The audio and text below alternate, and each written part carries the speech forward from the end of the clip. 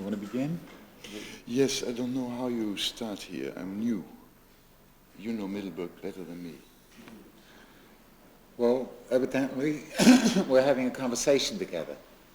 Yeah. And I'm a little bit of a loss because I don't know the subjects that you're interested in. We have to find that out. I come rather unprepared. That means that I do not have a scenario which I have to work out like an actor. Let's state that we don't know each other. I know you since you have been played in Cologne for the first time. That's about 30 years ago. And since then I followed you. I think that everything I've read about or from you the last years, and I took some weeks ago again the lecture you made, and which has been printed in the muziekgeschiedenis, Yes. and which I can read, but you can't read it Yes. because it's German. It's nice. Yes.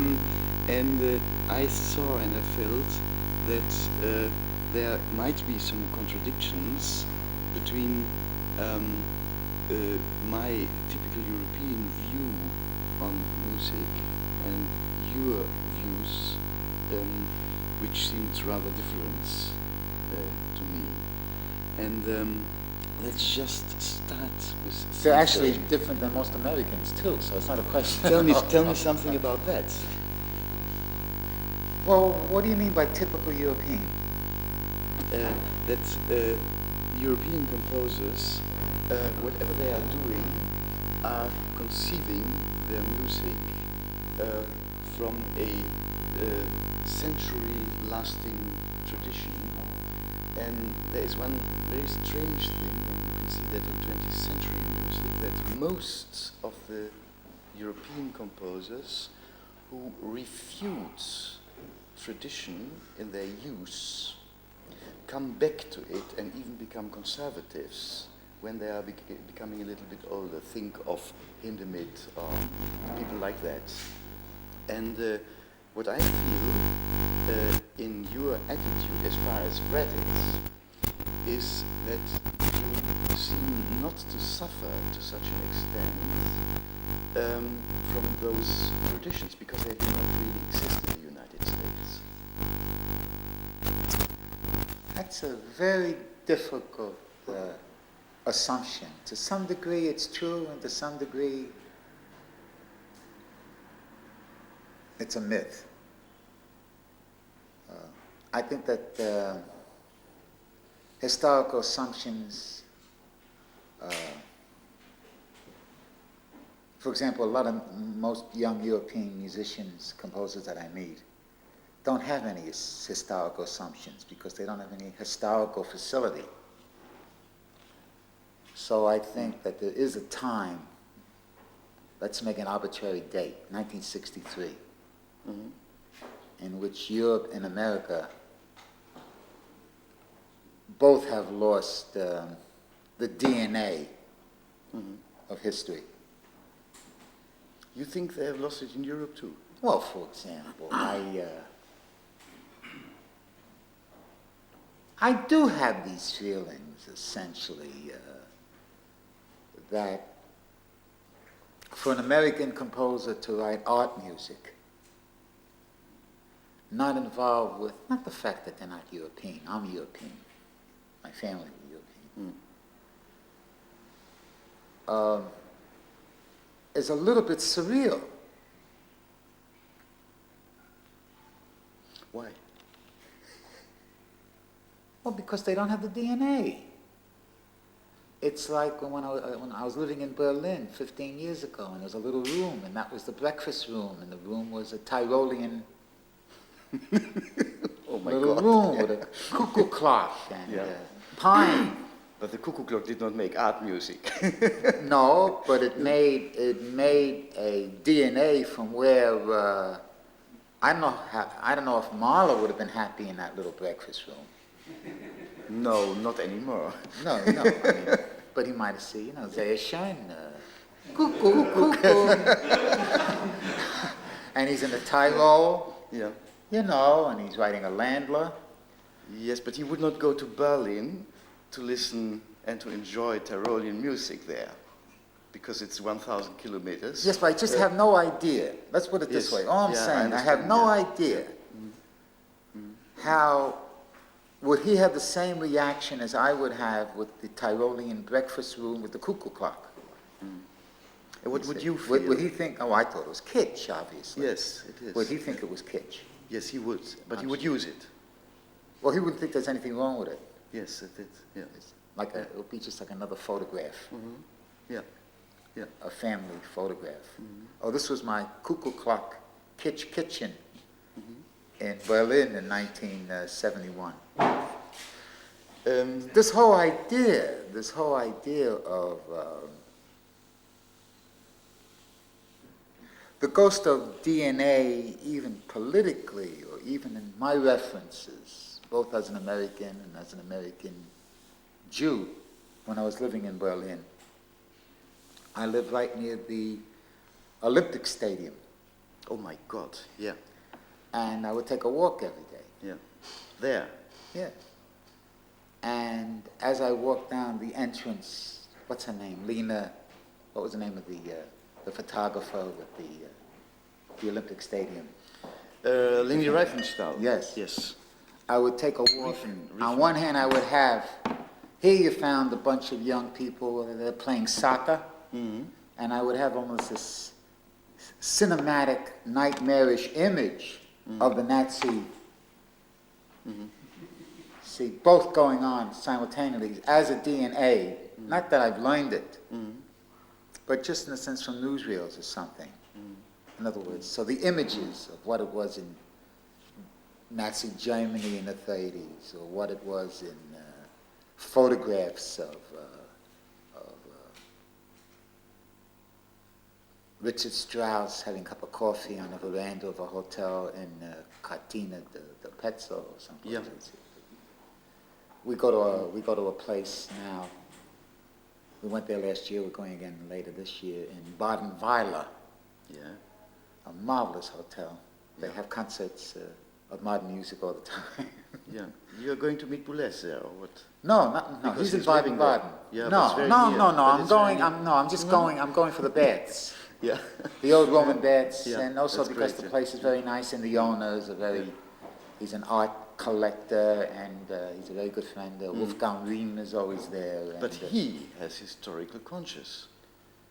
There you Yes, meet but- a young European who is a very, very good example. yes, but I go there actually because of an atmosphere I don't have. We don't have those kind of family hotels. Thomas Mann went there with the children. Yeah. Chekhov died there.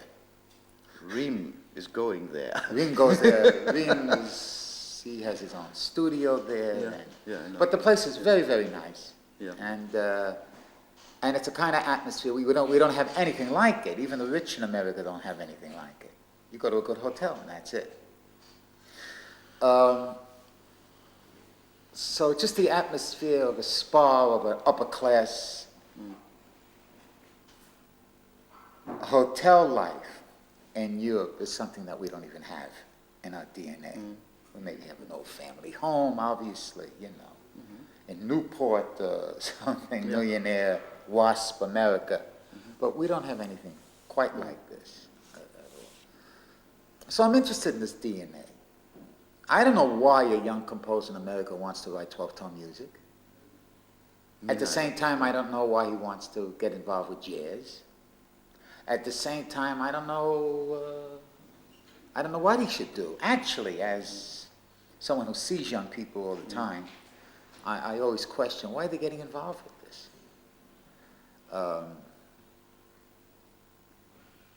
I think there are certain things in one's DNA. I think Boulez's gift is more DNA than tradition.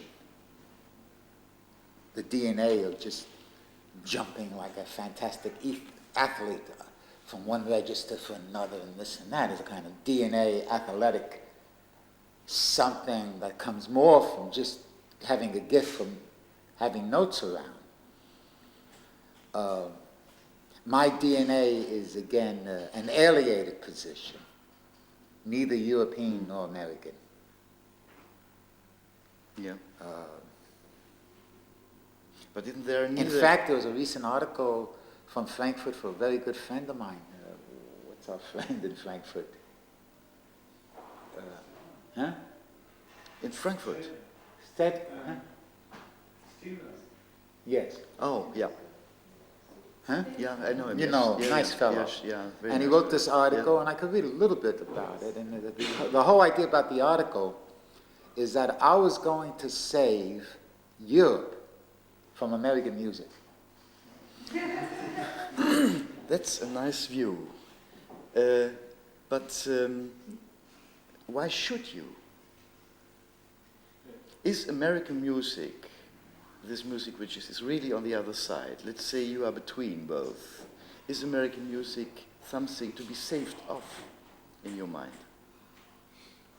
Yes, because, for example, if we would say the minimal, yes, music, which is very big in Holland. Yes, for because example. we have no mountains, I think it's that. Yes. Is a kind of music that only an American would understand how to do it. I always talk about the fact that Europe can never write a musical comedy. Europe? Yes. You cannot write Dolly. Good, hello, Dolly. But we have sent you Kurt Weill. No, but that you can't. You have one piece. The Three-Penny Opera and everything, it's like one model. But you cannot write the kind of songs of South Pacific. Europe, in terms of how I saw it, it was a sense, they view a musical comedy, or even an opera, as some kind of aspect of either high-class kitsch, which, for example, would be Beethoven's Leonora, where the person is in drag, which I understand was a very customary attitude in operas anyway, where there were always transvestites. Yeah.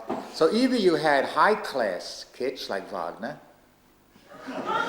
Go on. or you had low-class kitsch, like Leha. But you couldn't, even in England, they couldn't write a musical comedy. The closest that they could write a musical comedy, which is another kind of sentimentality, was Noel Coward. You see, they couldn't image it. So only America produced Brigadoon. And this is one of the things that Balanchine learned. After 15 years in America, he learned that he has to get rid of all his costumes. Yeah, surely. And put them in leotards. Yeah, surely. Like Chorus Line, Mm-hmm. you see. And that was American. That was cool. In other words, he couldn't have the costumes because the costumes were already... Once you have a costume, you have a historical expectancy. She has to get up like this and does a few little things like this. And also like Avedon, it has to, the little skirt has to go a little bit this, and the line of the leg has to look a little bit, and you get the whole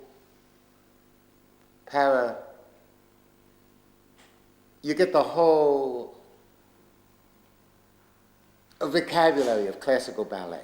But the minute you took away the thing, it became abstract. Yeah. And got rid of the storyline. And while with Balanchine, the storyline became Stravinsky. Absolutely. For the most part. Yeah. A Piece of Mind was taken over by the Balanchine on points, putting it on points. Yes. And he never even spoke to me. That was too abstract.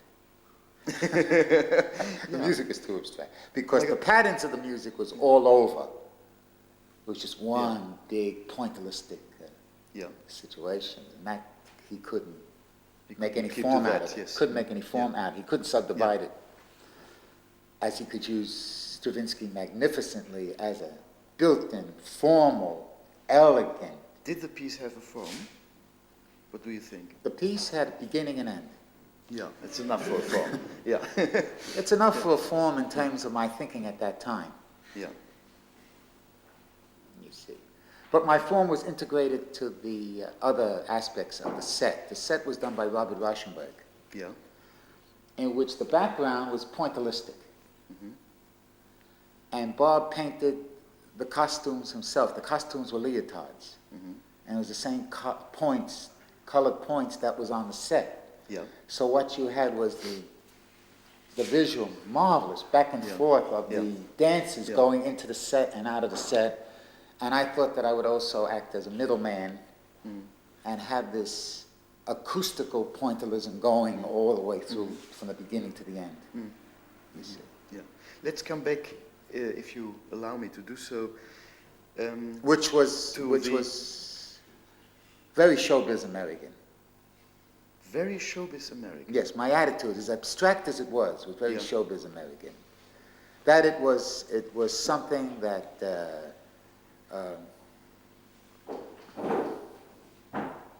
depended on a kind of total integration, like making a Hollywood movie. It wasn't like Bergman making his own movie. Yeah. You see, but it was like everybody working together for a maximum of success. And not what that ballet was particularly like, in a sense. That's why I said it was very American showbiz type of getting together of, you know, three good talents. Mice Cunningham did the choreography, and just putting on a production. Yeah, that's the way it should be done, yeah. Well... But listen, do you really think that those things could not be conceived within the framework of European culture? No, first of all, I never saw the dance. You never No. saw it? No, only to the evening of the production. Yeah. I don't think that a European composer, I don't think they have he'll be very nervous. I think if Ligeti was working on a ballet, he would like to see it. Yes, but Ligeti is always nervous, so I haven't seen him in No, I haven't seen it, and I didn't see the dance itself. Yeah. Nothing. I didn't see anything. And nobody heard my music. Until the evening? Until the evening. I was busy, I couldn't make the dress rehearsal. Oh my God. And that kind of, everybody just doing their own thing, and the only thing that glued everything together was the fact that the dance was 17 or 18 minutes. That was the reality. That was finally the reality. Yeah. You see. Yeah. Yeah. And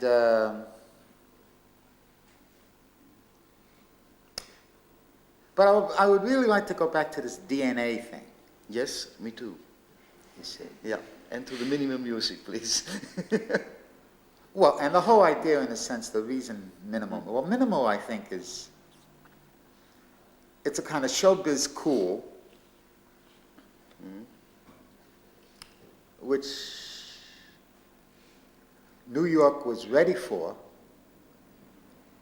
because of Mice Cunningham. They already had 20 years of Mice Cunningham, of going there and seeing something which they didn't know what was going on, except purely abstract movement. Yeah.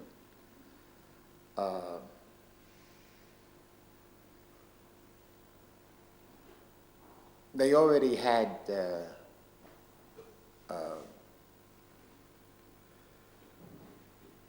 influence of Stravinsky in America, which was, I think, much more stronger than it was and has been in Europe.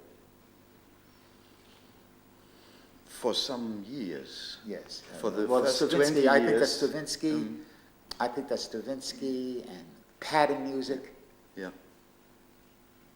In fact, Lucas Foss once asked me the difference between a pattern and an ostinato. Yeah. And I said, an ostinato went to Harvard.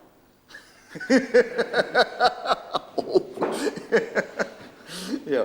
But I was once walking with Lucas Foss on 57th Street, and it was just the beginning of Steve Reich and the whole Minimal People. Yeah. And Lucas said to me, you know, they don't modulate anymore. Yeah. They make moves. They make moves, yeah. Like from rock and roll. Yeah. And also we had rock and roll, which has to do with basic chord sets, you see. And so we were already ready in terms of fusion aspect, again, apropos from breakfast, till the end of the afternoon, is that we were ready to incorporate certain aspects. And I think minimal music is just a kind of music. It's not the emperor's clothes, but they took the costumes off. Absolutely, it's entirely naked, yes. In terms of like balance sheen. Yeah. I'm quite sure that one of the first things Yeah. that balance sheen would have given Phil Glass a commission. No question of my No question mind. of that, no. No, he's getting his commissions from Holland, as you know. No, but he got his commissions all over, actually. And but isn't it astonishing that at the very same moment when the influence of Stravinsky came back to Europe, minimal music came with it? Is there something between those two? well, you could see, I feel that, I feel that in Holland very strong. well, for Andriessen, Maximal music.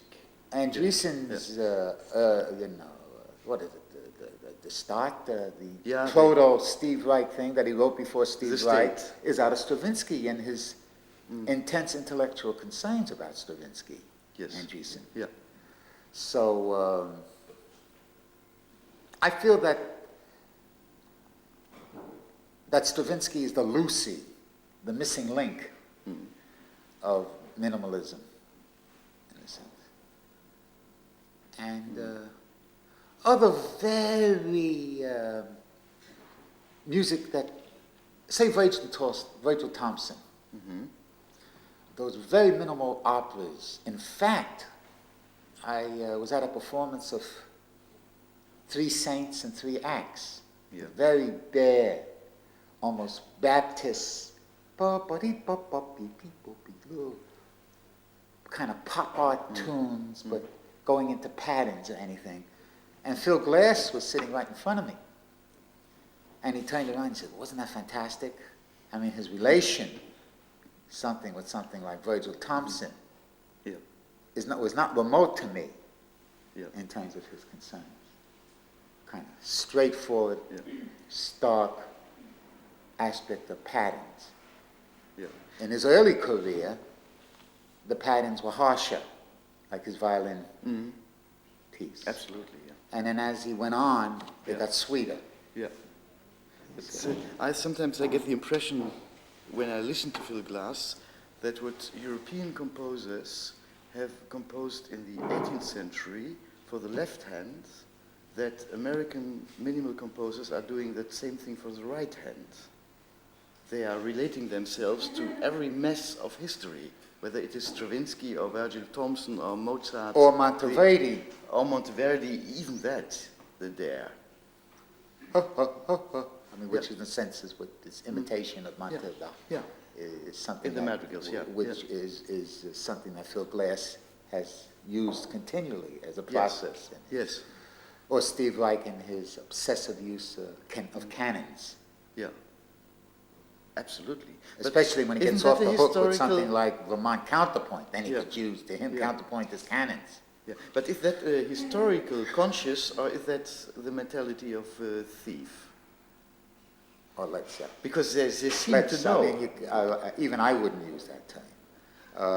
I did it. I did it. No. Then you're denying. Why is it that with you it's DNA and for an American he's a thief?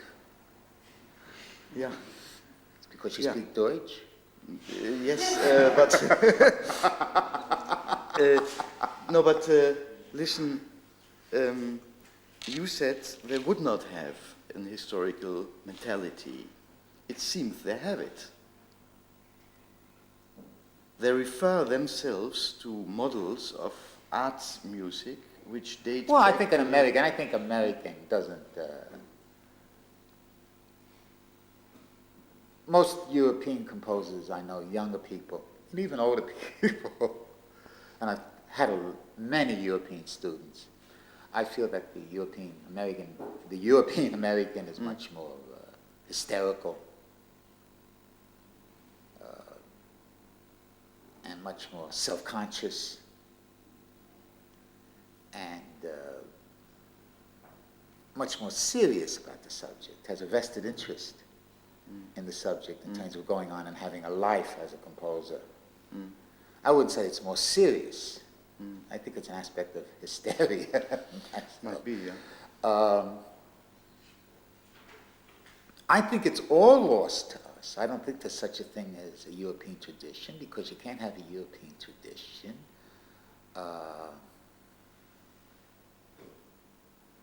unless you have those skills. In fact, Lamont Young continually, for some reason, has to remind us that he studied with some Viennese person out in Berkeley, and he did a lot of fugues. And this Viennese guy said that he was the best fugue writer he ever taught. Yes. Yeah. I didn't know that. I'm bringing in this article, but that you're going to get. You're not going to hear the Beckett, and you're going to read about Lamont talking about his background. And so he just wants to remind us that he's very steeped into this thing. Oh, But you just don't understand. You just have to grow up in New York like Steve Reich. Steve Reich came from a family that lived in the Dakota. That's the building that Lenin was shot. That's where Lenin was living. Oh, in that big building, yeah. And 72nd Street in the park. You just have to know the kind of young person. Think of Steve Reich, 18, 17 years old, coming back from school with a badminton, sneakers, just had a game. Yeah. She was some lawyer, twice his age, at his father's club. Yeah. Now you have to get the image. Yeah. And he gets into the elevator, and it's a big elevator, it's all paneled in Dakota. Yeah. And who's standing there? I ask you, who's standing there? I'll tell you who's standing there. I have not the slightest idea. Lauren Bacall. Lauren Bacall is standing there. Hello, Steve. How's your family?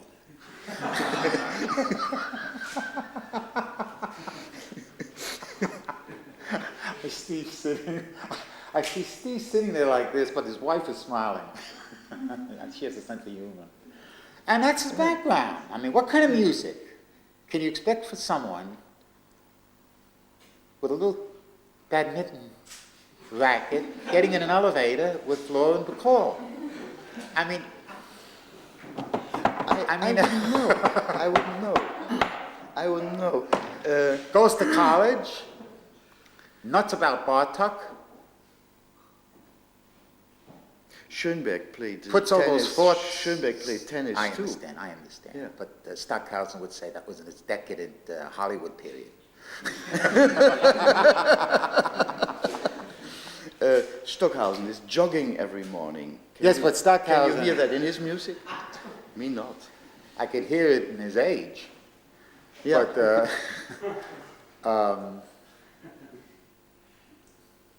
But Stockhausen once said to me that he could never live in Europe, in America. He could never settle in America. I said, why not? He says, well, look what it did to Schoenberg. And I talk about this all the time. I don't think that some of the pieces that Schoenberg wrote in America were that bad. No, they're great. I mean, I can't feel where Vartan is really that more impressive to me, even given the time when he wrote it, say, as the Warsaw Ghetto, and the trio is a big favorite of mine. Yeah, surely. And the piano concerto. And so I don't really, a lot of Europeans had this idea that living in America, something happened to Schoenberg. Nothing happened. He ate 3 times a day. Yeah. Instead of twice. Yeah. Surely. But I don't know. I don't think there's a difference or there's not a difference. There are many fantasies about America. Italians have it, Italian intellectuals. They're going to make a film, about America and the violence and this and that.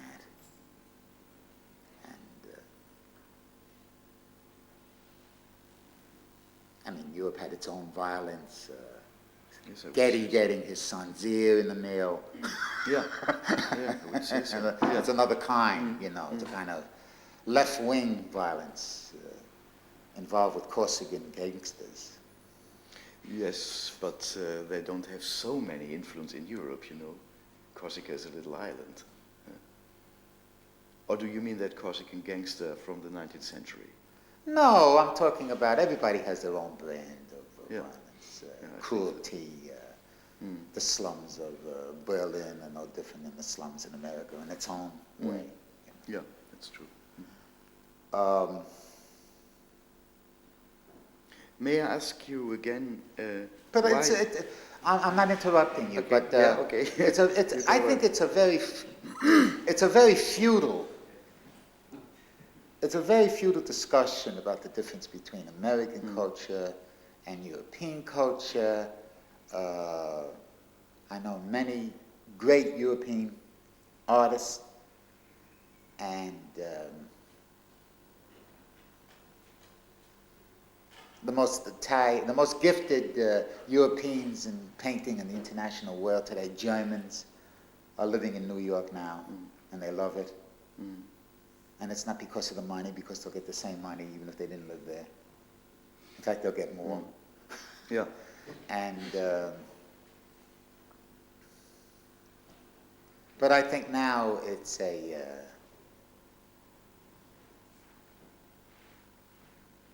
I think that it's a interesting period of generosity, if you're good. The generosity to good European artists living in America. Hockney in Los Angeles, that kind of thing. And the generosity of good Americans, good enough Americans, composers in Europe. So it's just difficult, I think, for the younger generations, unless you already have a pre-established fame in music, to have a life. Painting is another thing. It has nothing to do, nothing comparable. I mean, if I was a painter, I'll be so rich I couldn't afford to come to Middelburg. I'll lose money. Yeah, you would, yes. I didn't speak to my stockbroker on Friday night because I was in Middelburg. I lost $20,000. That's true, they couldn't pay you, No, not a question of money. It's just a question, I'll lose money to get out of the house. I'll stay in the house all the time. The minute I leave the house, I lose money. But all jokingly aside, I really don't know when people talk about European tradition today, I don't know what in heaven's name they're talking about. I really don't know, and I'm not dumb. You said it yourself once. What? In one of your lectures, I don't remember exactly which one, but I have read it, you made an allusion to the European conception of serial music, and you said this was only a sort of modern form of counterpoint thinking, of polyphonic thinking. Yes. So you made that reference yourself. Yes. There is something which is not only the DNA. Yet, now that I've been teaching since that interview for say 20 years, I would say I wouldn't say that exactly. Schoenberg talks about inspired counterpoint. I would say that if you're a lousy composer, it's polyphony. I would say if you're a good composer, it's counterpoint. And it's just a question of just a gift for shaping a line, you see, rather than just going along with some shice there because it has the same notes as the top line, and then you don't know, he doesn't know which is the bottom line, which is the top line, and then he throws in another line to confuse the issue. And Okay. but it's a kind of, a kind of, just the way some people write reckless chance music, I would call it reckless polyphony. Yes. Could you give me an example? Bad music, bad European music. Polyphony, yes. Krennic. Oh. Yeah, I could. I think I can understand what you mean. Yeah. You know, they use the same notes. What could go wrong? You see. Yeah. There are only 12 of them. Yeah. For some composers, it's too much, but. And so in a sense they're doing it, and it's essentially, a lot of the European, for example, there were a lot of Europeans in the sense that really were more like Americans. I always thought that René Leibowitz was a spiritual American, though born in Vienna and teaching in Paris. Yeah. Because I always thought that René had a fantasy of 12-tone music. Yeah. And the fantasy is that polyphony saves. That polyphony was the new freedom. Yeah. Now, with modern European music, I would feel that the influence of polyphony has been as dangerous with naive people as the influence of John Cage has been. That has been dangerous. I would say that Cage could be, as an influence, not with Cage, an aspect of American polyphony. Yeah. You see. I could follow you. Free at last. Yeah. A Martin Luther King polyphony. Yeah. And so I think it's just a question of models. You grew up with Webern. We grew up with Varese. You see, only because Varese was living there at the time. You see. I always had the impression that there is so many American music which is going up with Webern and not with Varese. There is a sort of faculty of music polyphony in America, which is rather disgusting. Yes, I agree with you, but when I say we, I'm talking about myself. Free composers. And to some degree John Cage, where the sound, the empirical aspect of the sound was to some degree more important than its construction, to some degree. Yeah. You see. Yeah, I understand that. What has been that wrong thing in the influence which Cage exercised on Europe? How do you look upon that? A misunderstanding.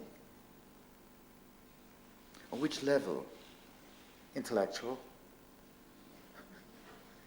Just a misunderstanding. It just involved, again, my criticism of anybody, whether European or American, is that they only understand something in terms of its more superficial style aspects.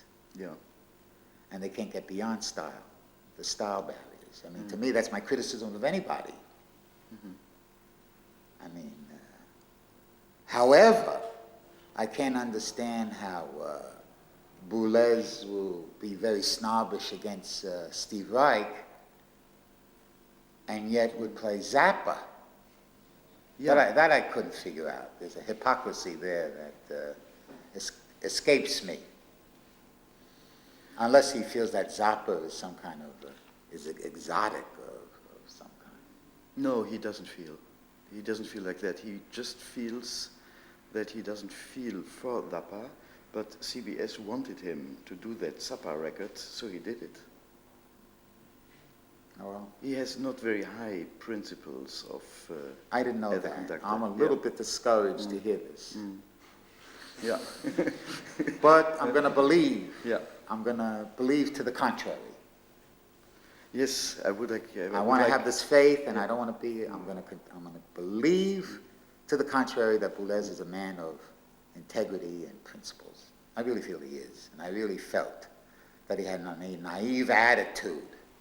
And he wanted to swing a little bit, and there was something enough. There was something enough in Zappa, in terms of a kind of an aggressive frontal kind of music that was much more interesting to him than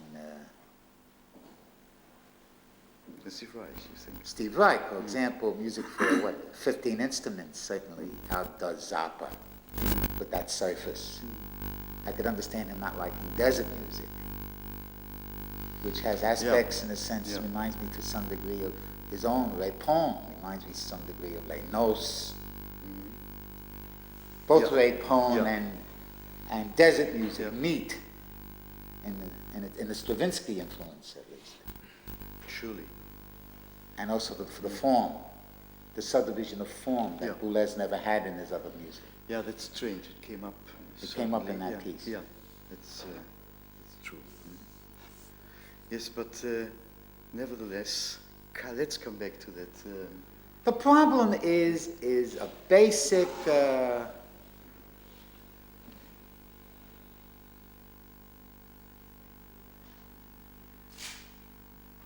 The problem is that we don't realize. The problem is that we don't realize how. Well, America, everything now is reduced except for beer.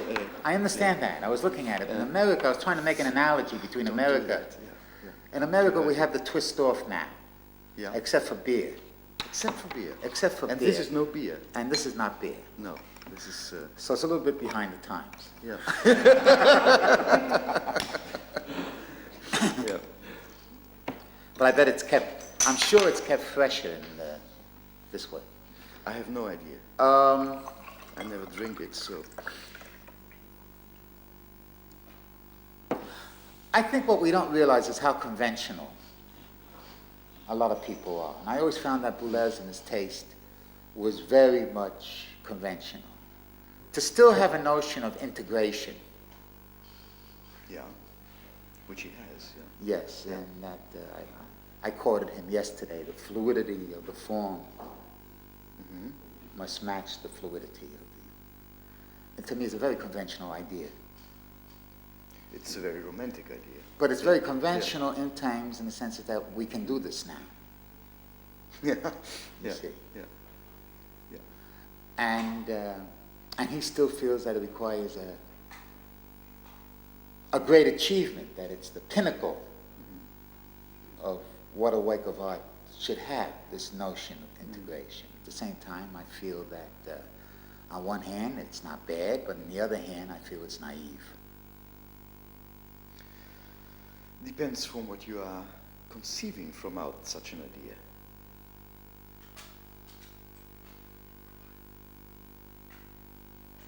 The notion. In other words, I think the idea to have to be goal-oriented, you see. But that's very European. Yes. In his sense, in other words, to think hierarchical, to already have hierarchical notions about everything, you see, is has really nothing to do. He misses a point. He settled with the first X-ray. I was recently got sick, and I noticed that I had to go through 4 or 5 different levels of X-rays. And it was only the final X-ray where they put me in a tube, like this room, that they finally found out what was wrong. Yeah. And I think with Boulez is that he settles for the first or the second X-ray. Musically. Musically. He doesn't pursue the situation, because if he would pursue the situation, is that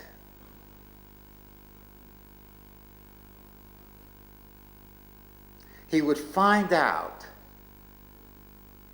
we have a saying in America, don't make waves. In none of his music does he make waves. I don't feel that he should commit suicide or commit kamikaze.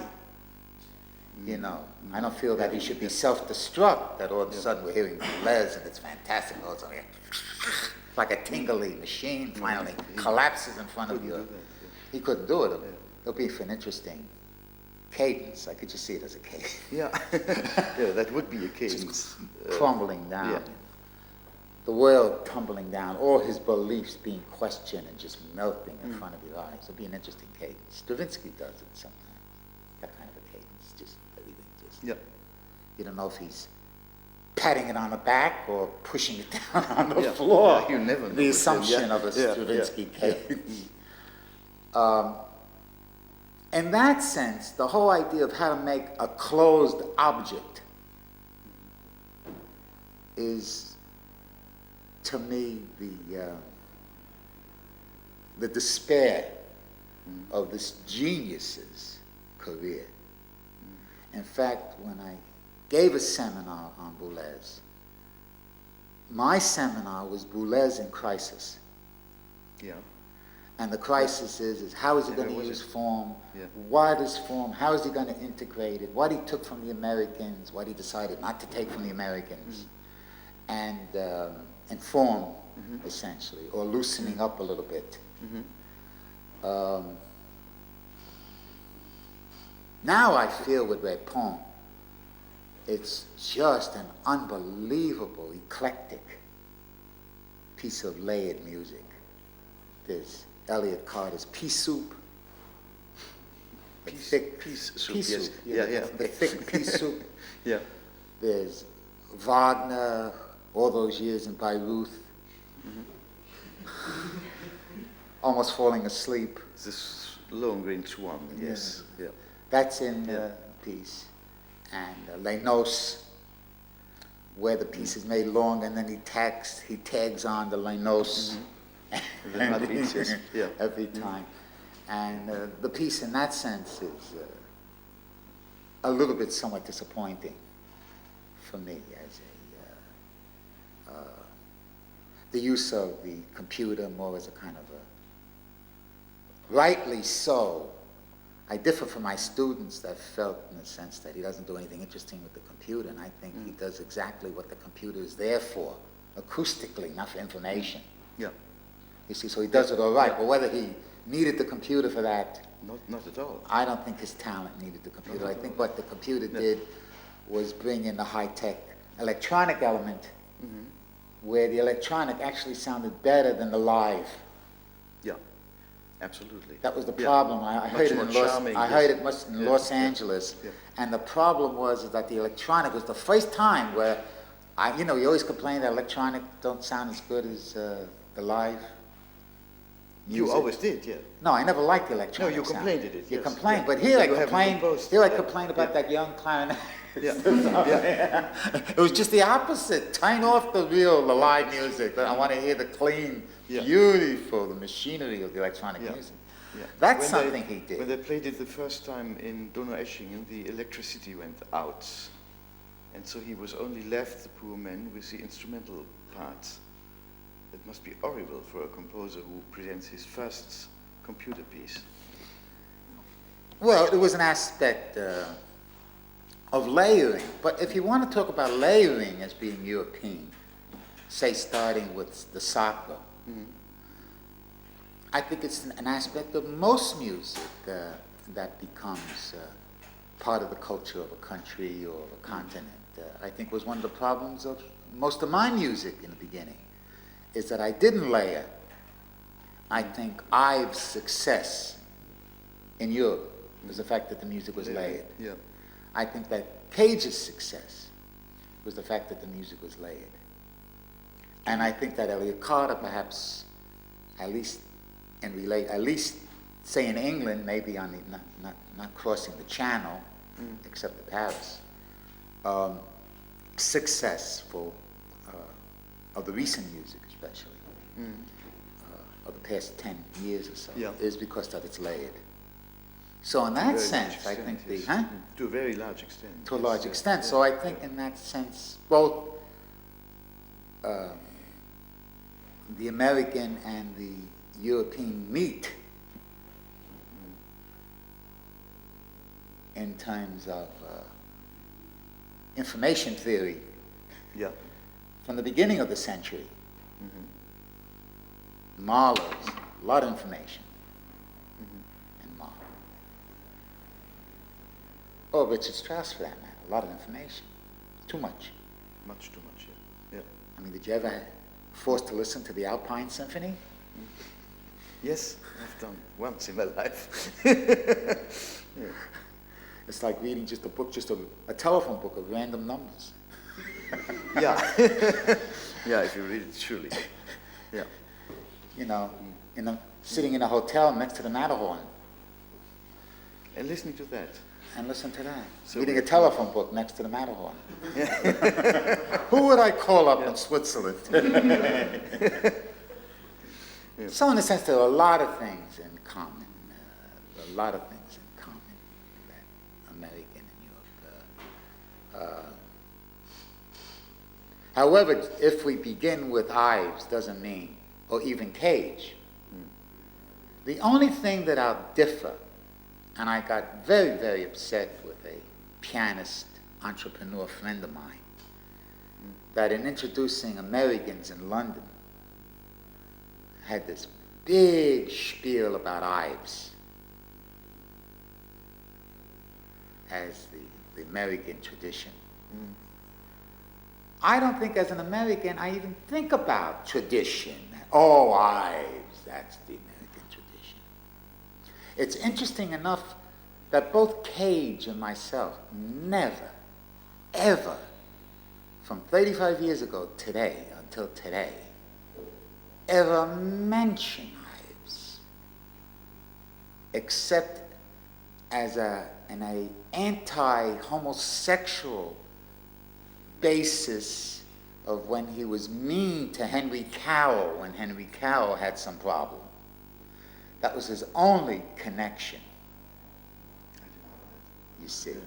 Or the fact that he was anti-Semitic, which naturally we take for granted. Why shouldn't he be shouldn't there be something the matter with him if he wasn't, in terms of his generation and the kind of man he was in his education, that he wasn't anti-Semitic. That's par for the course. But that was the only discussion that we would have about Ives. We never talked about his music. We never talked about the Concord Sonata. We never talked about Emerson. Really? No, because I think for very that after the 50s, that kind of WASP establishment culturally, it might still be carried on in, say, the Guggenheim committees or this kind of committee, that there is such a thing as an East Coast, Yale, Harvard, WASP establishment in which certain composers are very conscious of, like John Adams.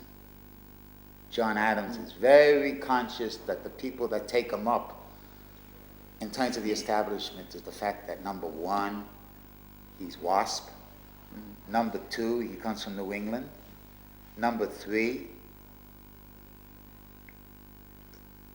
that he went to Harvard. I can't hear anything of that in his music. I can. You And know so can America he. better than... And so can he. Yeah, and so can he. So can he. Oh, that's rather astonishing because I just recently heard some of his music. Yes. And I would say that even in terms of minimal music, he is the least original of all. It's No, but he sounding- carries on in terms of the esprit. Yeah. He carries on a kind of, again, which I don't like, an Amerikanische, Copeland-esque tradition. Yeah. He, first of all, in Yeah, terms of, yeah. just in terms of skills of orchestra, I mean, Phil Glass, the minute he gets away from using the organ as a model, does not have gifts for orchestration. I don't think That's that true. I don't think that Steve Reich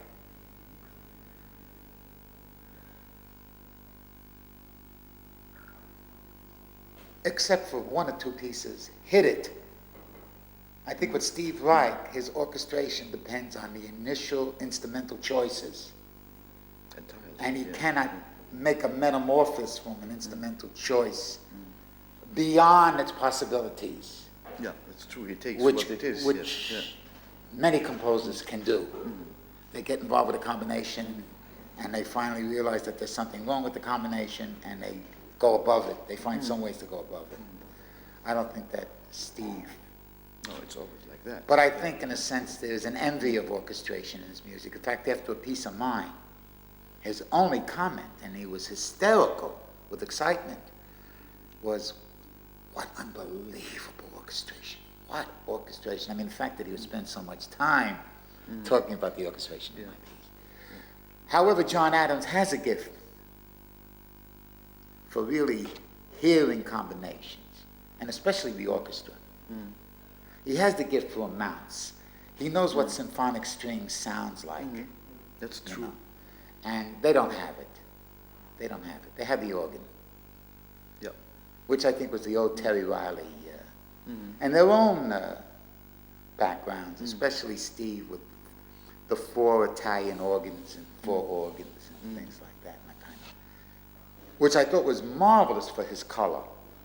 I'm not saying that he used 4 organs because he couldn't orchestrate. I think that Steve Reich, more than Phil Glass, was always in search of an orchestration that was absolutely appropriate for his material, in a sense, more than Phil Glass. I don't think there's a comparison, actually, in terms of the instrumental usage, instrumental feel.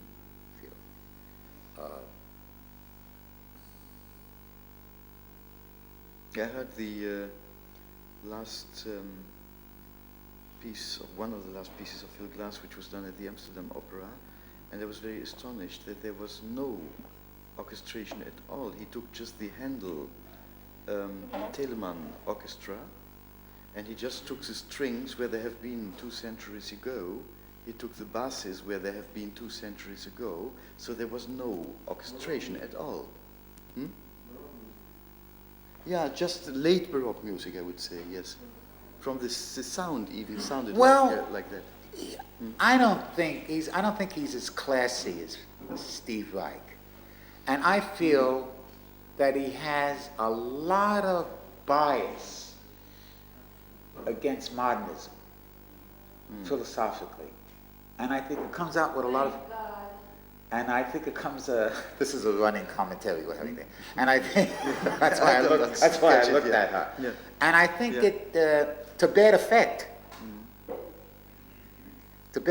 I think this anti-modernist diatribe, which he should not get into, has affected a lot of his choices. Actually, I think it really has. While it has not affected Steve Reich, just recently Steve Reich was at a concert series that Benita gave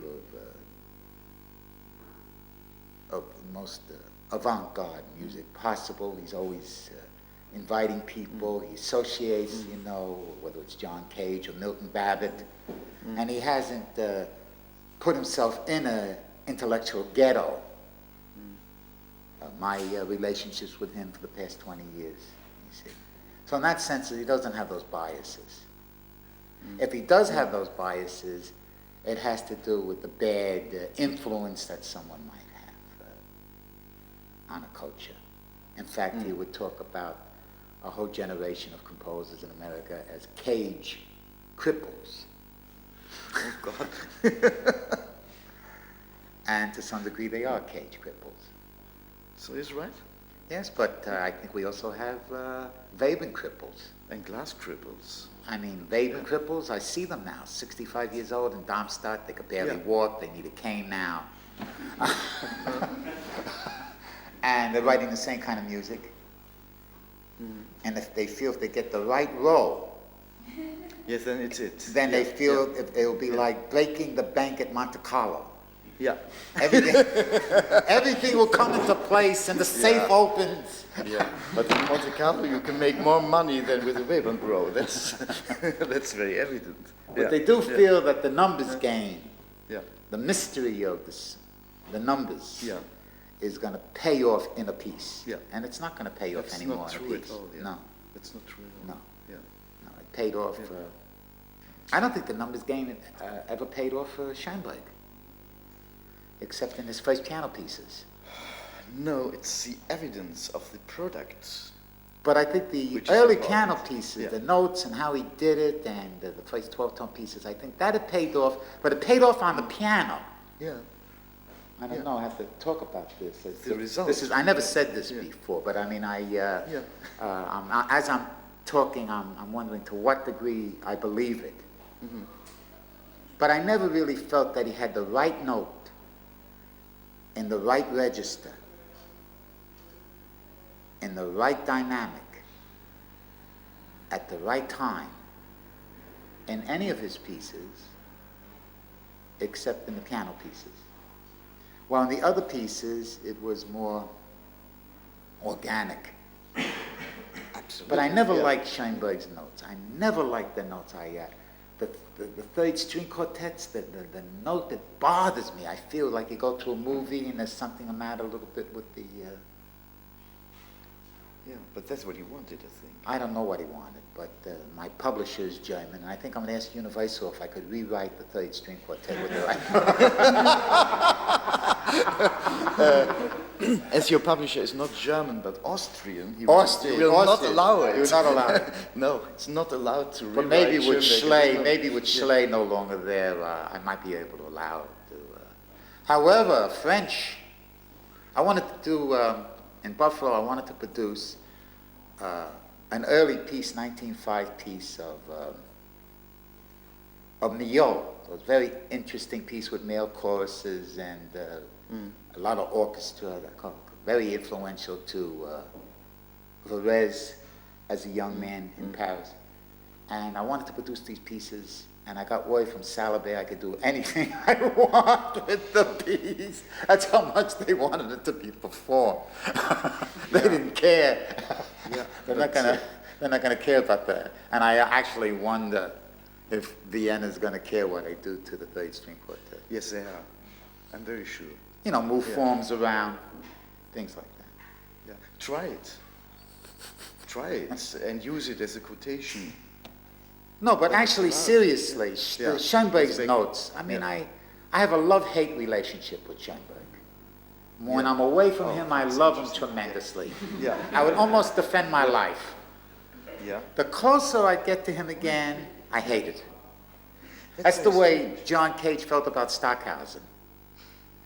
He said that when he was away from Stockhausen, You hate him. he had good thoughts.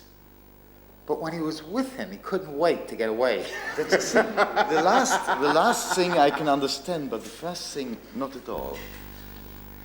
But that's their problem, I think. But I don't know what years ago I wouldn't get into a subject like this about Schoenberg's notes. But I think he had a lot of problems. I think that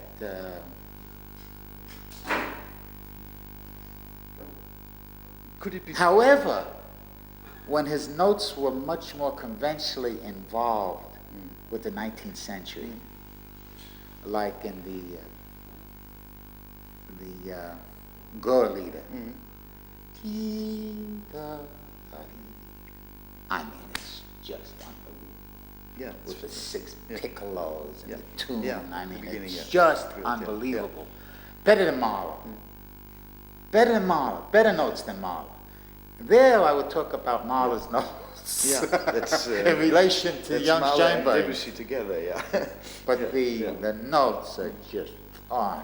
Yeah. Just even the obligato of a little passage, just this outstanding choice of notes. Maybe because he wrote it at the piano. Might be.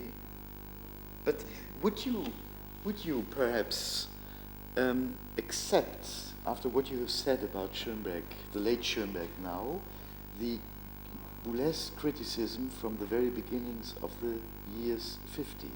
You didn't like the Boulez text, I know that. What was it? I forgot. The text which is called Schoenberg est mort, Schoenberg is dead, which Yes. he wrote very, some month, I think, Yes. after Schoenberg's death. And in this text... No, he wrote it actually, a very close friend of mine was living with Renée Leibowitz. Yeah. And she was very amateur. Renée should not have allowed Ellen to do Pierrot Lunet. Should never have allowed it. And that was the end of his friendship with Renée. Yeah. Which came And it was really an slowly, attack. Also, there's a double entendre there, which is now lost. When he said Schoenberg is dead, he also meant Schoenberg is dead, especially now since Ellen Oppenheim did. Oh my God! You see, I mean, there was a double thing. There was a family feud going on there too. Yeah. But his criticism on Schoenberg, what he says, comes in ascension back to the simple fact that he says Schoenberg is composing most of his parameters in the traditional romantic style, and that does not fit with the application of a serial technique for the pitches. At the same time, he attacked Webern for actually using contrapuntal forms. Yeah. In the sense that he felt was also arcane. Yeah. But I think he is a synthesis of both, because he doesn't use contrapuntal forms. Yeah, so I think his Boulez is a man that grows through negativism. And maybe the definition of a European is that a negative would say,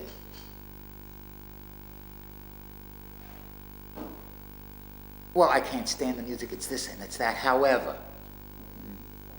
You see, start off negative and then maybe say something nice. Yeah. And an American will say something nice and then become negative. With Boulez, it's always, however. Yeah. But I think his critical faculties are right, but this whole idea of the historical moment, there's another point. Yeah. The polemic of Boulez, or even Stockhausen talking about historical necessity. However, Xenakis doesn't think that way, and he sounds more modern than both of them. Yes, I would say so. And this whole idea of modern times, optimism, I can understand. If I live in New York for 15 years under the Chrysler Building, I'm not interested in modernism. Yeah. You go into Paris, riding around, in back of the Bastille underground station at old 16th century. Yeah. Naturally, you're looking at these buildings, walking around Paris. Naturally, you're fed up. Philip Guston talks about visiting an artist in a studio in Venice. Naturally, a studio is in an old 16th century palace. You see, so he climbs up to the top, to this guy's loft, knocks on the door, and the guy yells out, uno momento, and he opens the door, walks into this fabulous room, and he looks on the easel, and there's a kind of a city of tomorrow. Yeah. Yeah. Futurism in the 1960s, still the dream of futurism. Bala. Motorism. Yeah. It's naturally. What else are you gonna paint when you're living in a place like that? Modern art. Well, you have a fantasy about modernity. Yeah. And I think that Europe might have had more of a fantasy about modernity, living in.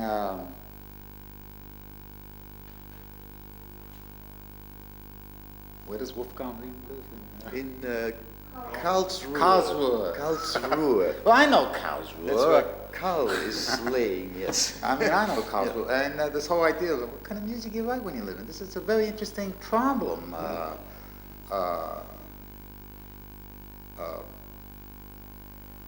In fact, it was Wolfgang Riem that told me that about environment, the Viennese or the German environment, how easier it was to be avant-garde in Vienna than it was, say, for someone like Sibelius. Yeah. I mean, it seems we realize it, and it seems absolutely true. Yeah, absolutely. You see, we don't know Berlioz's we don't know Sibelius's information, whether he had it or not. In fact, one of the most interesting questions that I asked a friend of mine who put together his Third Symphony, Lou Harrison, the American composer Lou Harrison, and also he was left as part of the Ives estate, but none of the things that he worked on.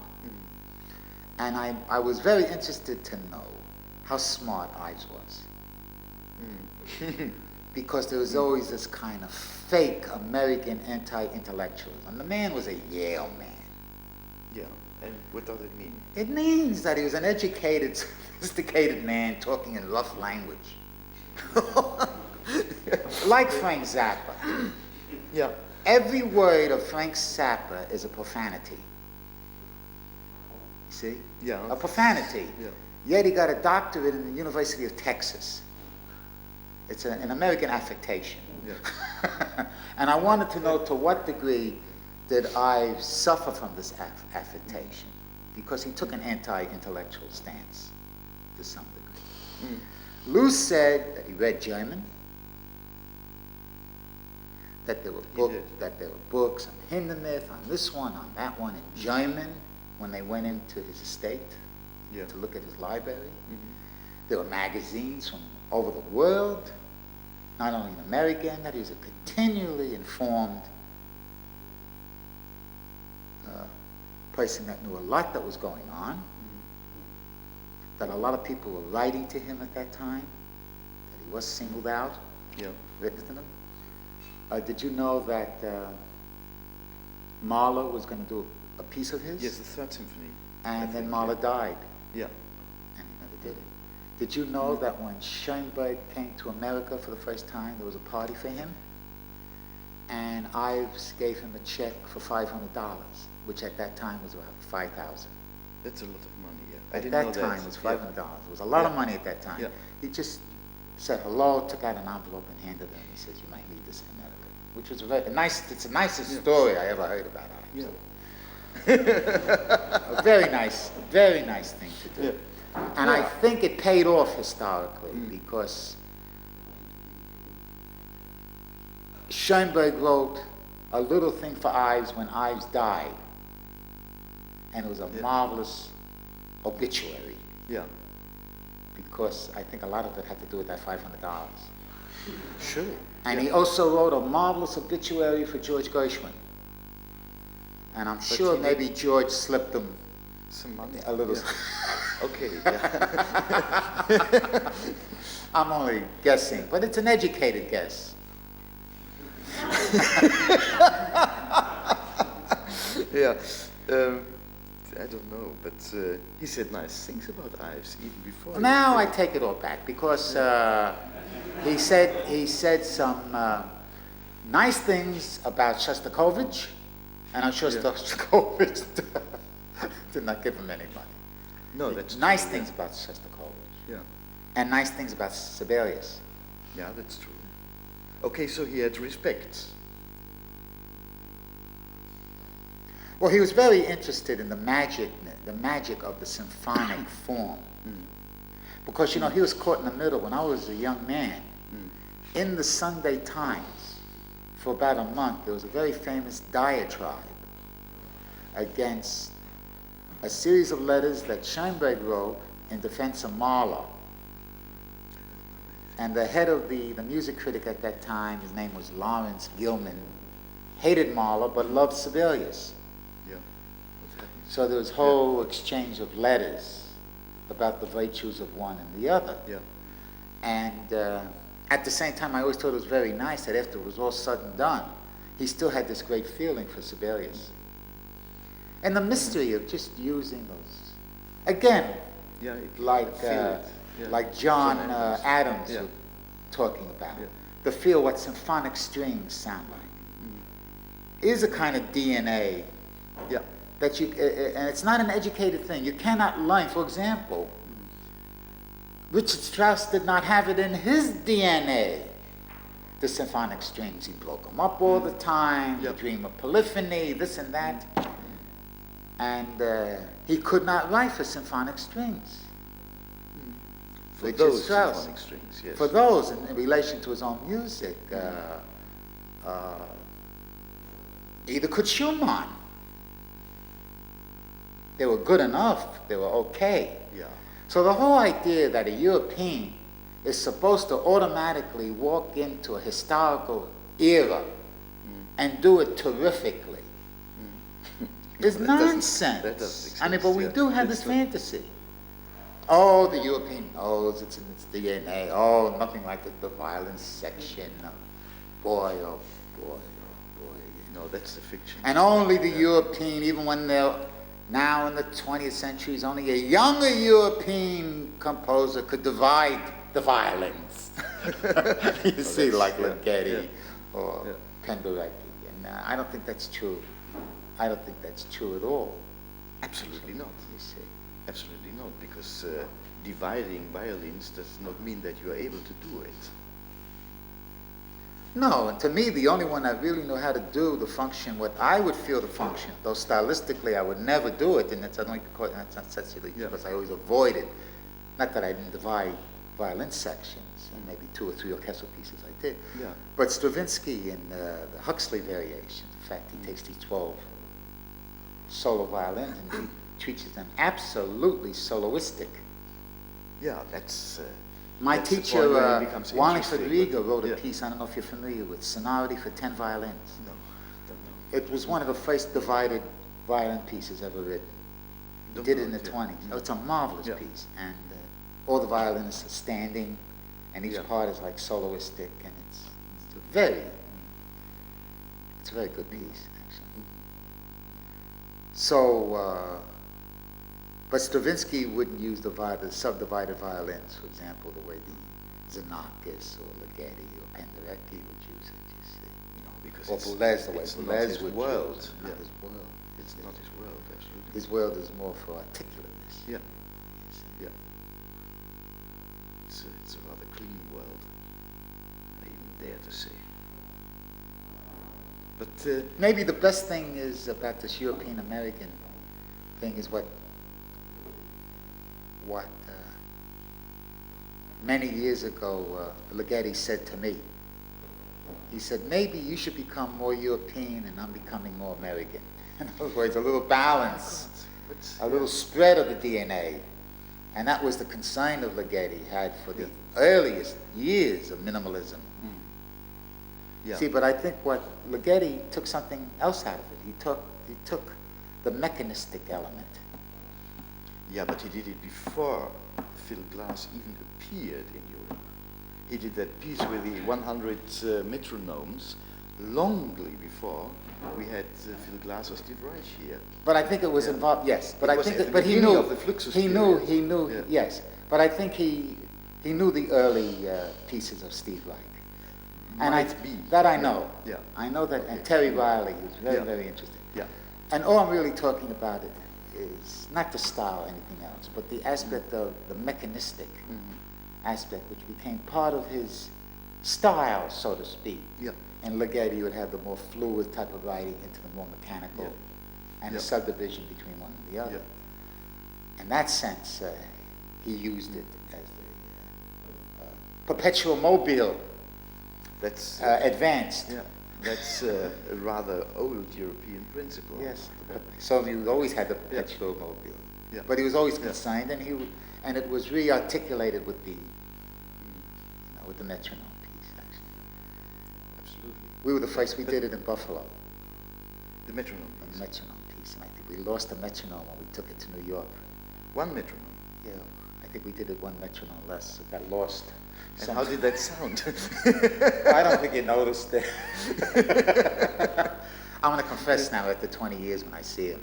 We did it with one metronome. I'll tell him. Yes, I'll tell him as soon as I'm seeing him back. Yes. But I think that if Ligeti... have you heard his recent pieces? There are some records. It's sounding so classical Hungarian. Is that what you meant when you said they become conservative, like the horn trio? Sometimes, yeah. I wouldn't say that Ligeti is a good example. I think with Ligeti, there's another problem there. Is that, and I have Hungarian students, and I meet Hungarians. There's one thing about a Hungarian. They cannot, they will not give up Bartok. Yeah, that's exactly what they I mean. Can't give up Bartok. I have a very funny story in my seminar. I think, Bob, were you in the seminar when I'm attacking?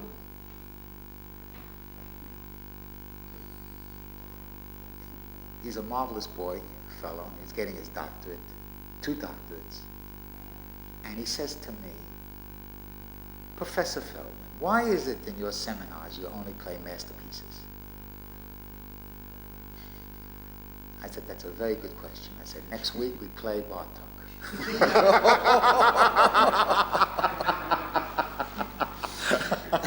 So I have this cruel relationship. I always liked Yes. it. Yeah. And I played. And which masterpiece by Bartók played you then? I brought in a piece that Schoenberg played in his society. You know when they would play new music. Yeah, the fine. Yes. Yes, and it was a bagatelle, a piano piece Yeah. of Bartók's, which was very slight, Yeah. written in 1905. I must admit that after I played that, I played Beethoven's, what sonata was this? What sonata was that with the fugue? 10 what? Huh? 1010? Well, whatever it was, I played a fabulous Beethoven sonata Yeah. after that. And he got up and there was almost tears in his eyes. He said, that was very cruel. Yeah, it is. Yeah. And only because the Bartók sounded terrible. Yeah. But it's exactly what I was telling you the other day. Beethoven or nothing, champagne or nothing. And I wanted him to work with the problem a little bit, because a Hungarian cannot give up Bartók. Barbara was in the library. She comes back and she says that he was sitting at the table with the complete works of Bartók. Why? What was he doing? What was his reason?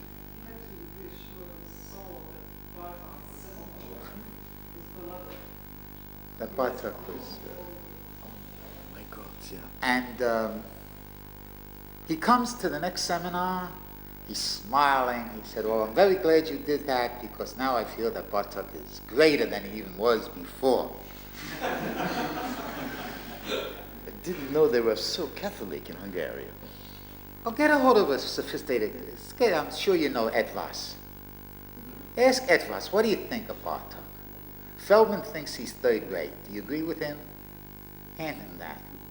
And He will kill me, I won't dare. they cannot give up Bartók. Yeah. I don't know why they cannot give up Bartók. I just don't know what the problem is. I have not the slightest idea. Yeah. Yeah. But you can hear it even in the youngest people by Ligeti. He is not coming back to Bartók as a post-Bartókian composer, but you feel Bartók present in the rhythmic conception, Triplets. in triplets, and all these things. The Bartók. Yeah. Yeah. It's finally at the end, having walked around the world, he's coming back to the point where he started. And outlying harmonic references, like in the fugue, Yeah. outlying. Yeah.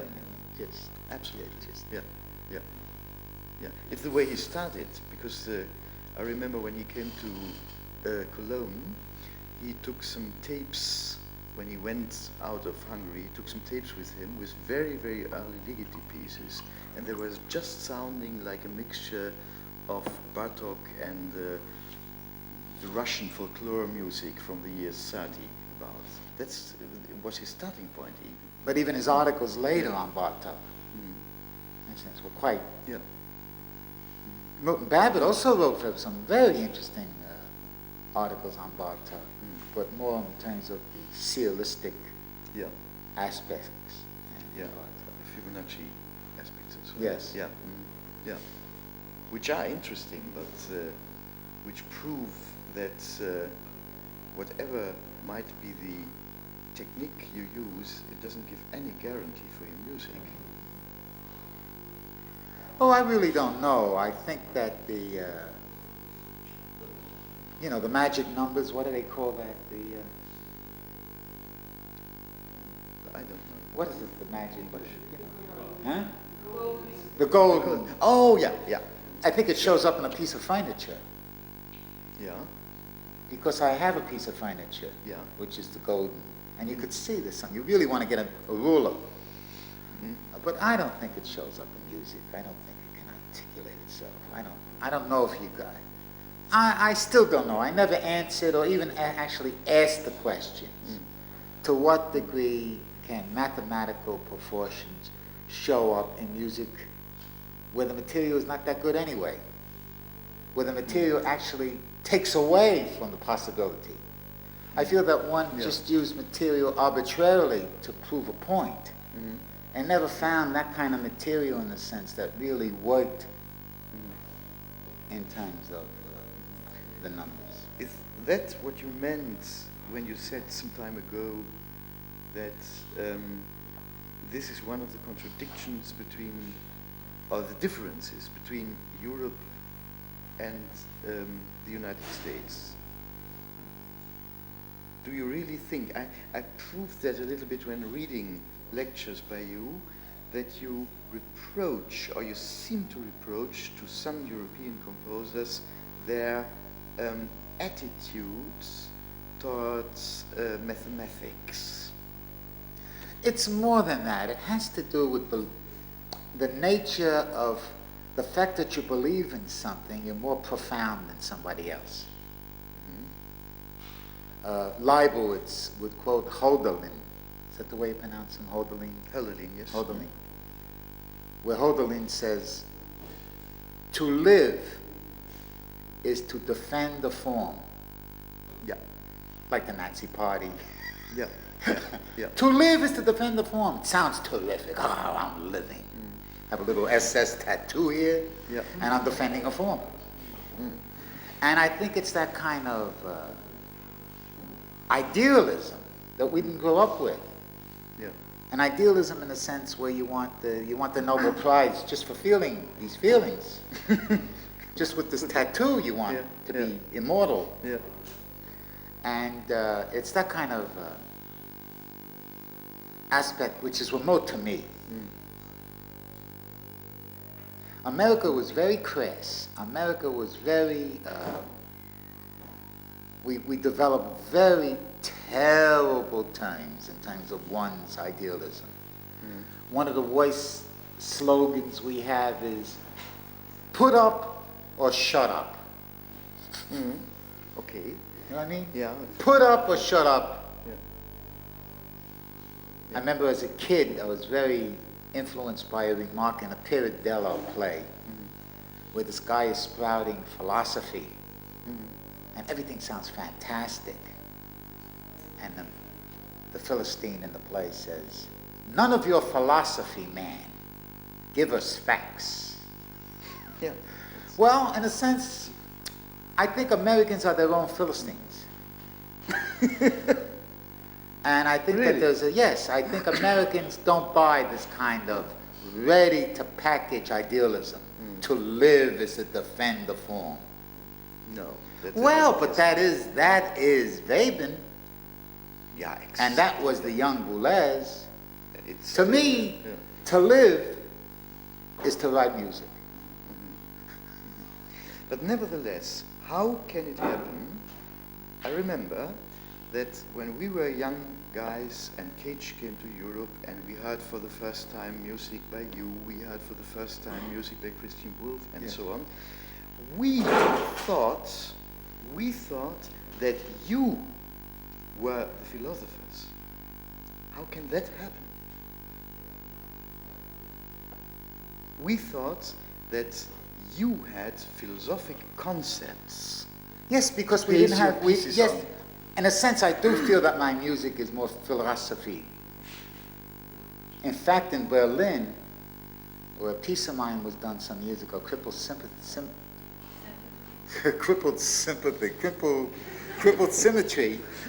Yeah, it's better. No, both are nice. We were in a Kneipe later, and and a woman in the 30s came in and sat next to me, and not only was she dead drunk, but she was on drugs. She was stoned out of her head. Yeah. And she sits down next to me.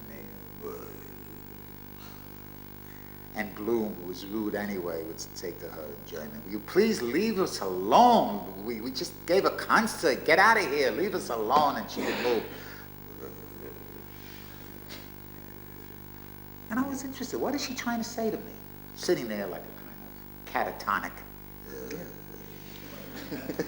She was trying to get the words out about the piece she just heard. She had heard it. Yes, she just came. She followed us with her boyfriend to this Yeah. to Knight Crew. Yeah. Yeah. And after about an hour and a half, in perfect English, she said it. And what she said was, hope I don't let you down on this one, endless philosophy. Endless Philosophy, she said. Yes. And she didn't explain herself. Well, she couldn't. Took her 2 hours.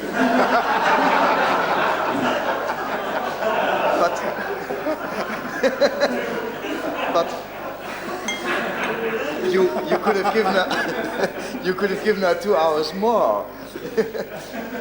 No, but I understood what she meant, that there was some kind of something waking out here, Yeah. some thought process Yeah. that she didn't identify with compositionally. She seemed to, Turns out that she was, I found out more things about her, and that she was very, very sophisticated, intellectual, music, and was at all the concerts, and knew all the music, and my music for many, many years. And things like that. But I thought it was a very, very interesting remark. And How do you interpret such a remark? What does it mean to you? well, for example, I was talking yesterday about that I feel very close to Beckett and how I'm working something out. And I realized, even from my earliest work, that there was some type of conversation, not between elements, but just in a kind of, whether it was a broken series of progressions or whatever, there was some kind of monologue, which hopelessly leaves the narrative of just a monologue, like a Beckett. In fact, I wrote this one persona opera, Neither, and my mother said, how can you have an opera with one singer? But you did it. And Vienna, Universal said, well, it's a monodrama. I said, no, it's an opera. So the whole 50 years later. It's well, an opera, idea, surely. in other words, like Beckett could actually have one persona on the stage, and it's a play. Happy Days, yes, it is. Yeah. And, well, anyway, so so in that sense I feel somewhat close to Beckett, is that in some kind of therapeutic way, I'm working something out. And I don't feel that I'm working something out technically. However, the paradox is that it can only be worked out technically. That the realization, you can't have an idea, endless philosophy, and just play a 5/4 chord. No. Endlessly. No, please. Philosophically. How could you do that? No. Yeah. Oh, I bet. Could you play 5/4 chords endlessly, philosophically? But really, I'm quite sure. Yeah. Yeah. But anyway, in other words, you have to work out through the whole. That has to be done technically. At the same time, the problem that I feel that I'm solving is not compositionally, technical. Yes, it's a technical problem, but there is one problem behind all this technique. And That is, you have to do everything, but what for? Even Weber, with all his layering, the layering of the form, the layering of this, the layering of the religious sentiment, the layering of everything going into this thing, in a sense. Actually, at one point, maybe even putting 6 measures of a polka form, and the andante form, everything layered in terms of everything. That imitation is an aspect, and mirror image is an aspect of layering. You see. And yet, when you get finished with Weber, what's very interesting about Weber is that after you get finished, and it's with him, and with him alone, and only him, you're left with a piece of music. That's true. So in a sense, and what you're left with is not that which he uses. Never. You see, now this is the biggest problem about talking about composition. That after all that's said and done and written, what you use is not necessarily what you wind up with. No, that's a big drama of speaking about music. As soon as you speak about it, and people take your words, trying to recreate themselves what you have said, they never get to the music. That has been, at least in Europe, the drama with Weber. All the ideas which could be caught from Weber's scores have been brought under words. There have been written analysis, books, and so on. And what students are doing, or have been doing, at least for 20 years, was to retranslate those words into music. And that's produced all these little Weber-like pieces, which you know, which we all know. And that's the problem I have if somebody says, or somebody talks about endless philosophy. I can imagine that something is endless. I even don't need any words to imagine that. But philosophy in music, isn't that philosophy behind music?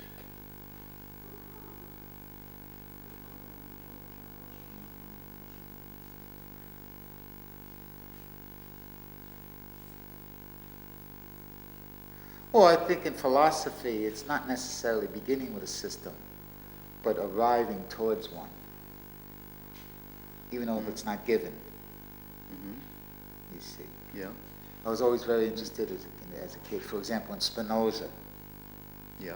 That the minute he wants to give a fixed system, Yeah. and he gets, and he's excommunicated from the synagogue In Amsterdam. in Amsterdam, and he doesn't have a fixed system, and he substitutes pantheism, and then tries to fool around a little bit with geometry, something, and yet he doesn't arrive at a system, but he gives us a world. It's very difficult for one to arrive at a world without a system. Yeah. But You see. that's... Now, I think that Beethoven did it. Unless you want to say that for Beethoven, in a sense, he's using the harmonic system. What does that mean? That he's using the harmonic system? It doesn't mean anything to me. You see. So I felt that Beethoven was someone that in the context and the content of what was available, Yeah. his sense of selection Yeah. and how he maneuvered it Yeah.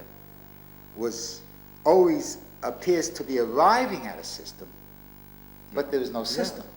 Yeah, that's it. Now you feel that it's harmony that got him there, but not for anybody else. That's true. Not for Saint-Saëns that wrote late Beethoven-esque string quartets, just a lot of junk. He used the system. So, well, he tried. Yes, he tried. So this whole idea, Yeah. you see, the irony of the situation is that ich bin a European. The irony of the situation is that I feel that Europe was never really involved with system. Are you sure? Well, because, But then- or progress. I mean, I think we could stop with Josquin, Yeah. and we wouldn't have lost too much in terms of the beauties of music. You could stop any place you want. You can start I don't any think place you want. No, you could stop, except maybe with Stockhausen. I don't want to be left with just with Stockhausen. But I don't find that European tradition, in a sense, is system. Only God can make a tree. Only Bach can make a fugue. Yeah. I mean, there were millions of fugues. Yeah. but Yeah. only Bach could make a fugue. So what was the system of a fugue? What did it tell you? The system of fugue told you how to make a lousy fugue. There are books on that. How to make a bad fugue. It doesn't make a bad fugue, How to make yes. a bad fugue. Yeah. And I always felt that the European system, which had to fight other systems that were putting them down, Yeah. whether it was the Vatican or whether it was Frederick the Great, that in spite of everything, the whole idea of Europe trying to fight the establishment, you see, was part of its genius of coming up with ways to undermine the establishment. Why should people who are having comfortable lives in the courts have to change things? Yeah, that's no musical problem. No, but why should they have an artistic problem? They're painting away. Why say, no, this way? And the wife says, look, Luigi, for years they're doing it this way. Please, don't do it this way. In the face of everything. Yeah. Just think of it. You see, you take your art for granted as if it's continuity. But I think it's the continuity of a certain type of courage to extend, to add, or in the Wittgensteinian sense of the word, substitute one thing for another. And I think that was the way. And that's the greatness of the European tradition. So you would say that in this... In other words, the greatness of the European tradition was not what people think, it was revolutionary. I mean, can you imagine Wagner coming along? No one was ever again safe. That's true. So in that sense, you have the tradition, we don't have the tradition, and since we have the same tradition. Would you feel in this, how's it called, more European composer? Well, I don't know what an American composer is. It's European music we're writing. Yeah. We're not writing American music. Music didn't begin with Ives. We might have developed a much more... In fact, Ives was pretty academic in some of his systematizing. At the time, he didn't realize it, because how else are you going to put these things together? You have to organize it in some way. And a lot of Ives' organizations is not as sophisticated as Berlioz.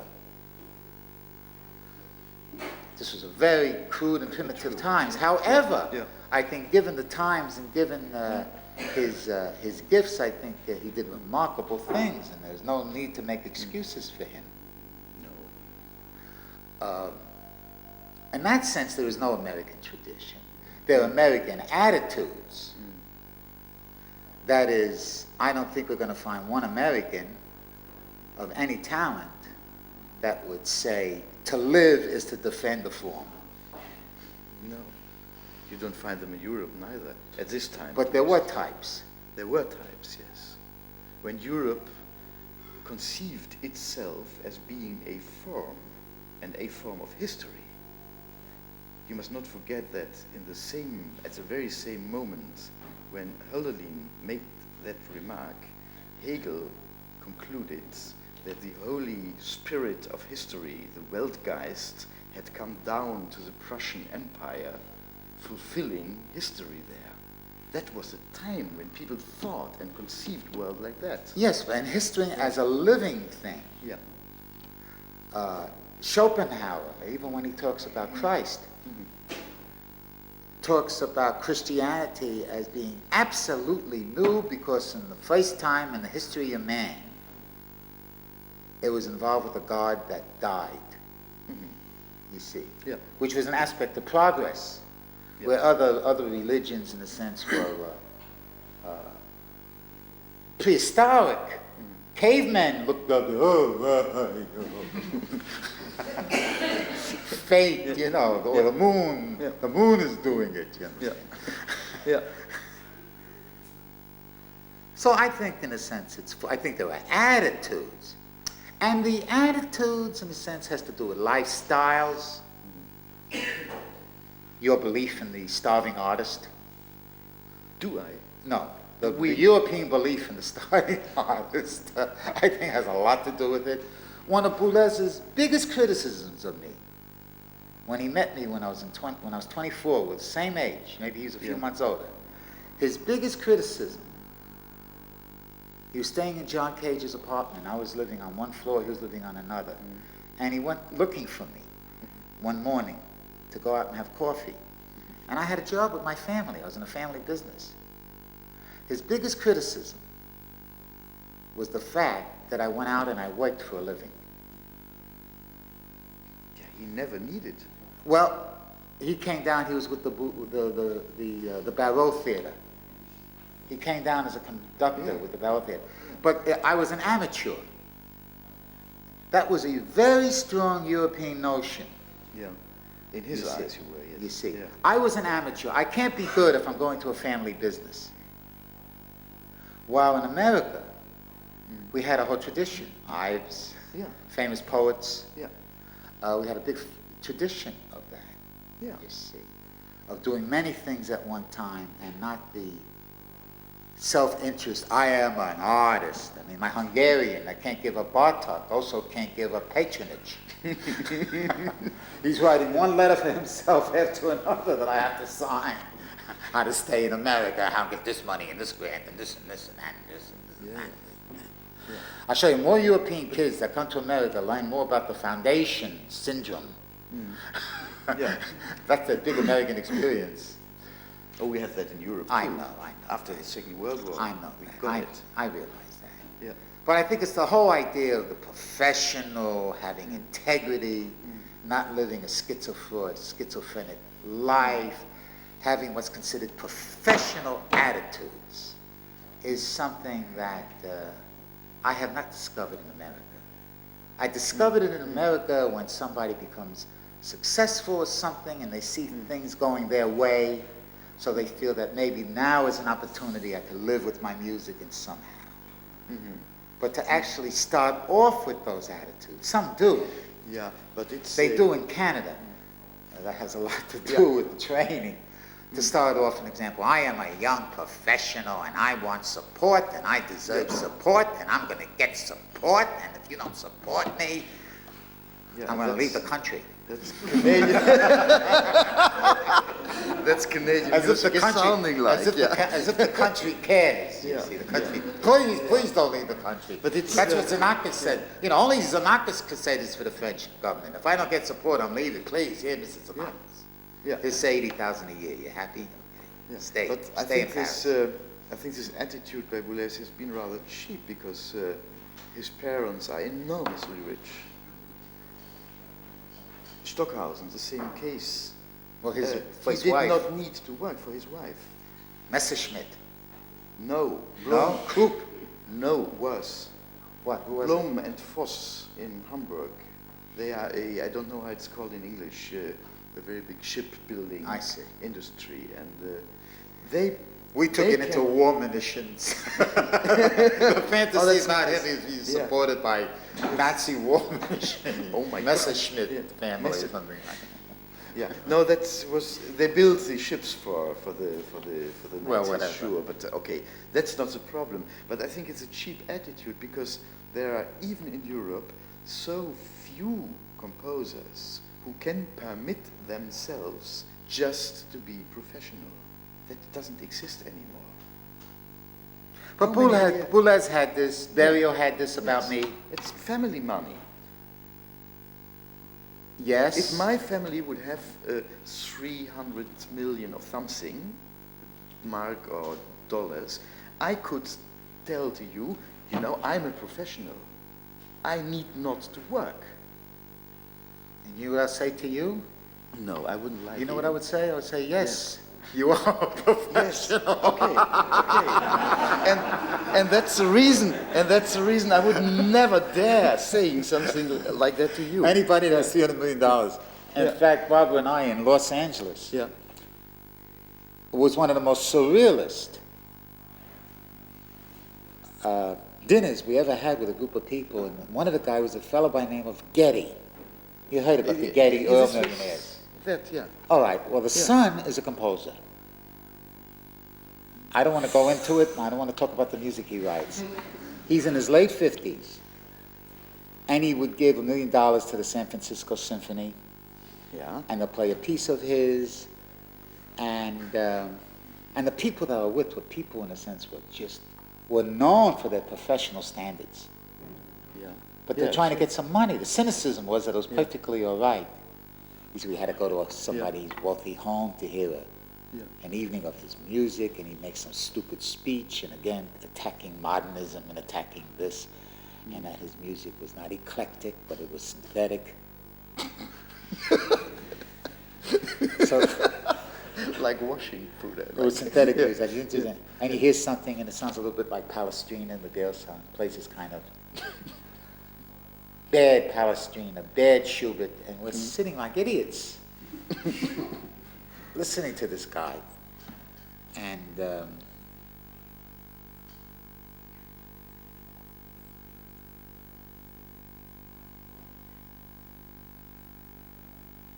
actually, what I'm very happy about, and it was nice talking to you.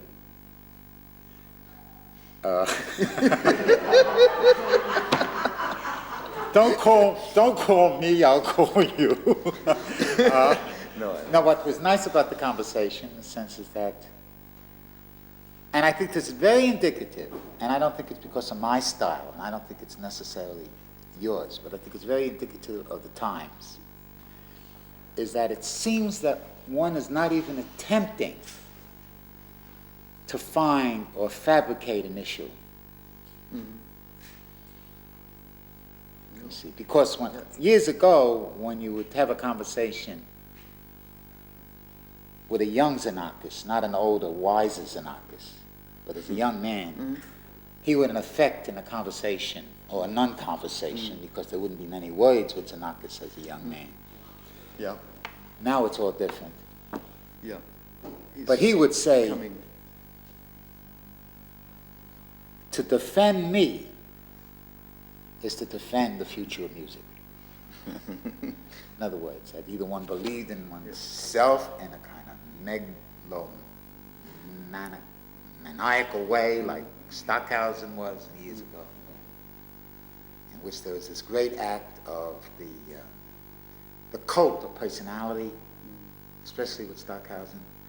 I once heard him give a lecture in New York where for an hour, or at least 50 minutes, and I know how long 50 minutes is, he talked to the trees outside of one window in Columbia University, creating this atmosphere, this creepy atmosphere. You heard this voice talking about music and his music and the history of music. Well, Kevin studied with him for many years, was his assistant. He would tell you about these dramatics. And did he ever do that in Cologne, talk outside to a window? That's a new one that you haven't heard about. No, there are no trees. There are no trees anymore in Cologne. You just talk to them all. But creating with the students this fantastic persona, with this voice coming, you see. By way of nature, I'm sure that unconsciously, he was like a voice coming from God or a tree or nature, coming into the window by way of sunbeams and air pockets, you see. Yeah. But this thing was also very true. I always felt that John Cage's, you remember John in the early days. Yeah, sure. Or even when I give a talk, I mean, there is an aspect of not audience manipulation, but the comfort. Yeah. The comfort of being with an audience, you see, that Boulez certainly has, a lot of people have. So there was this business in the sense of actually learning that one of the most important things about essentially making a reputation in contemporary music Having an item, yes. is that unless you can hold the audience in a very interesting way,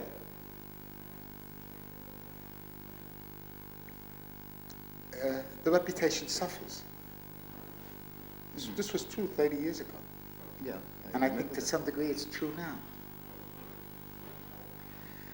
Yes, only the one difference is that now, and you said it yourself, we even don't have the pretension to come with our item, like in a little suitcase. That's what I have to offer. And I feel very strongly, as far as I can remember, that 30 years ago, at least in Europe, I don't know the States so well, at least in Europe, the composer had his item. Whether it was right or wrong, my item. Well, that was the problem of Darmstadt, Yes. that it was a polemical institution. Yeah. And the reason Stockhausen did so well is that he could, as we say in America, wing it. Yeah. He could ad-lib Yeah. and be interesting 24 hours a day. No, not 24 hours. No. I have studied with him. Then 12, 8. Let's make it Well, that's 8. a- yes. Yeah. Let's make it a normal working day.